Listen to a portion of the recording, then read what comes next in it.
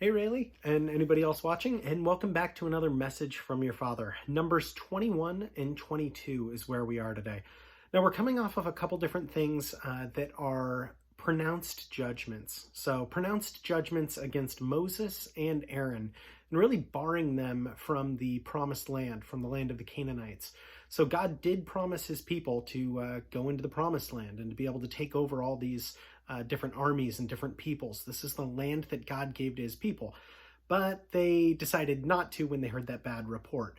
But Moses was barred from that purely out of that pride. So the waters of Meribah, where he struck that stone. If you remember, he was supposed to speak to the stone instead of striking it. And he struck it and nothing happened. And then he struck it a second time and then water flowed out from it. So it may seem like a small deal, but again, very, very big deal. He was not obedient to God. A lot of pride involved there. Beyond that, we looked at Aaron's death. I think I mentioned that. And then the passing by of Edom. Today, we are going to look at the destruction of Arad, the bronze snake, the journey to Moab, the defeat of Sihon and Og, a couple different kings there. Also, Balak, Balaam, and then Balaam's donkey. So a lot, all in just these two chapters of 21 and 22. So, chapter 21. When the Canaanite king of Arad, who lived in the Negev, heard that Israel was coming along the road to Atharim, he attacked the Israelites and captured some of them. Then Israel made this vow to the Lord: "If you will deliver these people into our hands, we will totally destroy their cities." The Lord listened to Israel's plea and gave the Canaanites over to them. They completely destroyed them and their towns, so the place was called Hormah. They traveled from Mount Hor along the route to the Red Sea to go around Edom, but the people grew impatient on the way. They spoke against God and against Moses and said, "Why have you brought us up out of Egypt to die in the desert? There's no bread, there's no water, and we detest this miserable food." Then the Lord sent venomous snakes among them. They bit the people, and many Israelites died.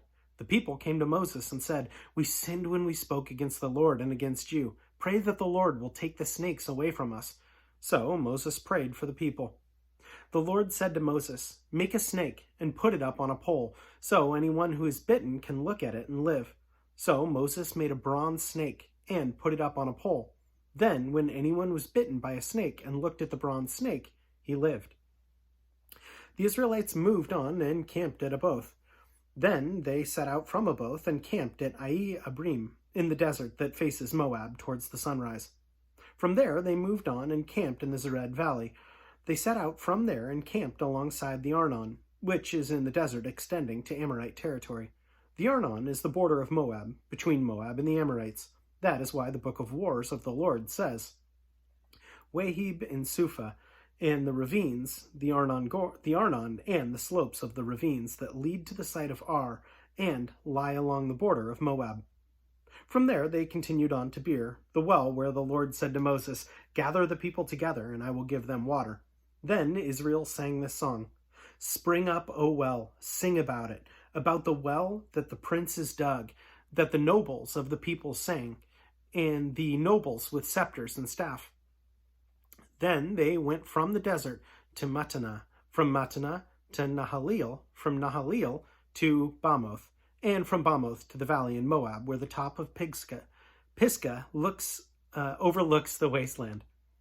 Israel sent messengers to say to Sihon, king of the Amorites, "Let us pass through your country. We will not turn aside into any field or vineyard or drink water from any well. We will travel along the king's highway until we have passed through your territory."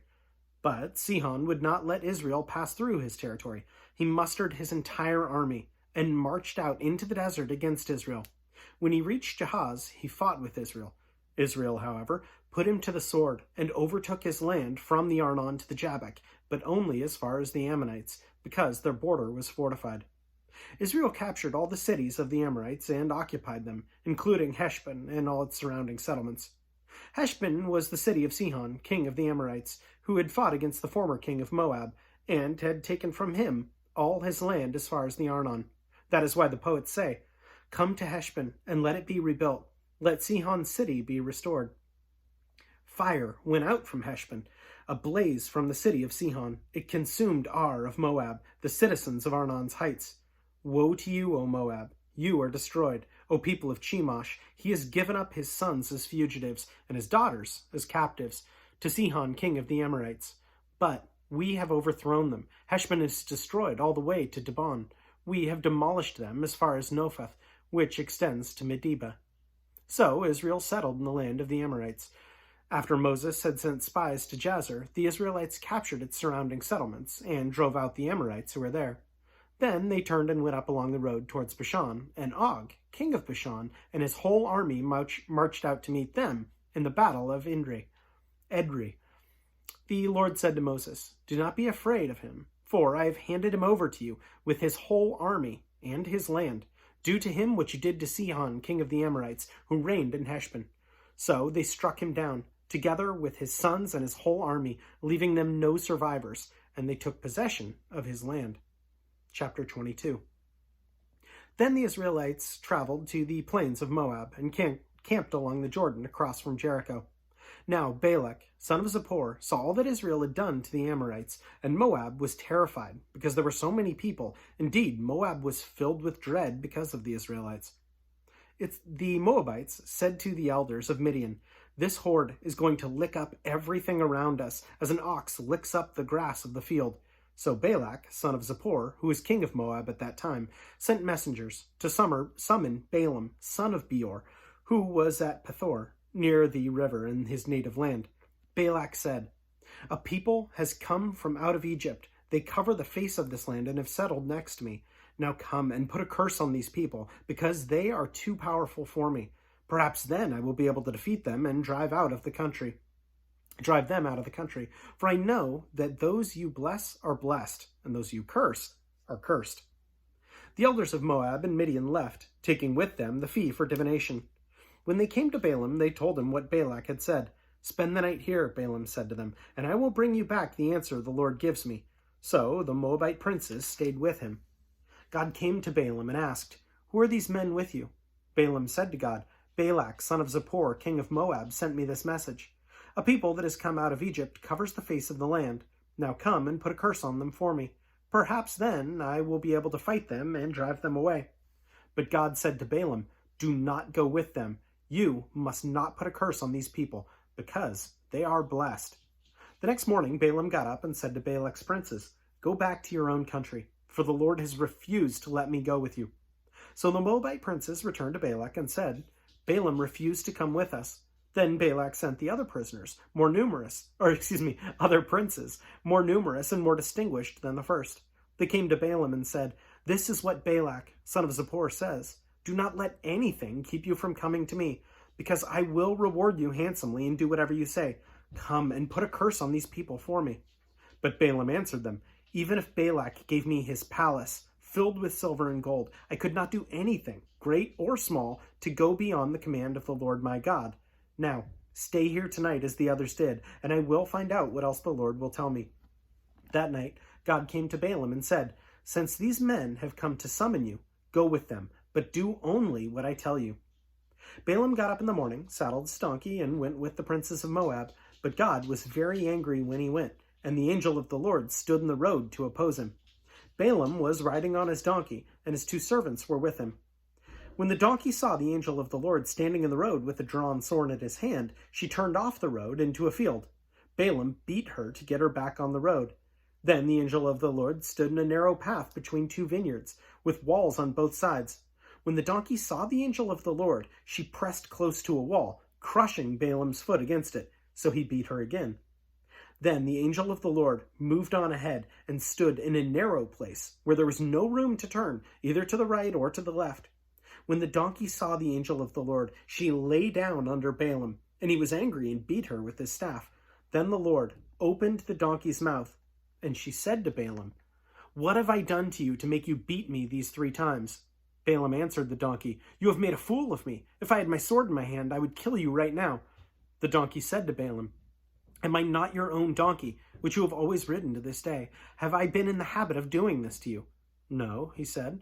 Then the Lord opened Balaam's eyes, and he saw the angel of the Lord standing in the road with drawn sword, so that he bowed low and fell face down.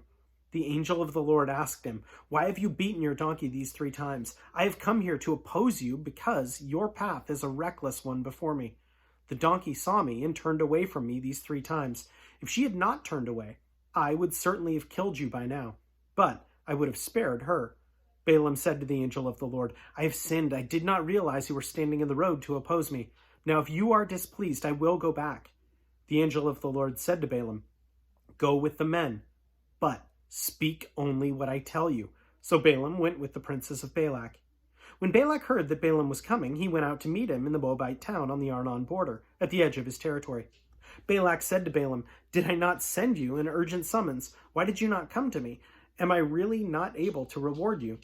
"Well, I have come to you now," Balaam replied, but can I say just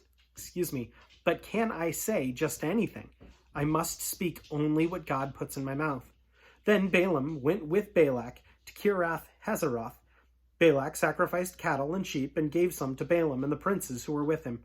The next morning, Balak took Balaam up to Bamoth Baal, and from there he saw part of the people. So I think it's really interesting looking at this, and you see, why did God get so mad at Balaam just because he was doing what God had asked?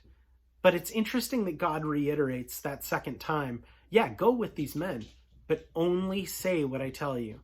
Now, I don't know, I'm reading into this a little bit, so take that caveat with it. But it's almost as if on the way, he decided he was just going to say whatever he wanted and possibly be rewarded from Balak. Now, I don't know, but it is interesting, again, that God reiterates that and says, hey, go with them. Do only what I tell you to do. Say only what I tell you to say. So that's really, really interesting.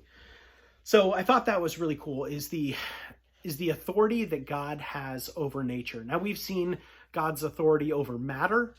Obviously, in the creation account, the water from the rock, we saw his power over time and how God just can manipulate time however he wants. And here we see God manipulating nature. Now, that shouldn't, if we're following the biblical account and if we believe in the biblical account, then really I would hope this doesn't surprise you, that God has complete power over nature. Nature has come to us from God. So people will see this story and be like, oh, what the heck? No, a donkey talks? That kind of shouldn't surprise us at all if God is the very author of all nature. He can do whatever he wants because he created all of it. No, I mean, it's amazing and it's still a miracle, absolutely.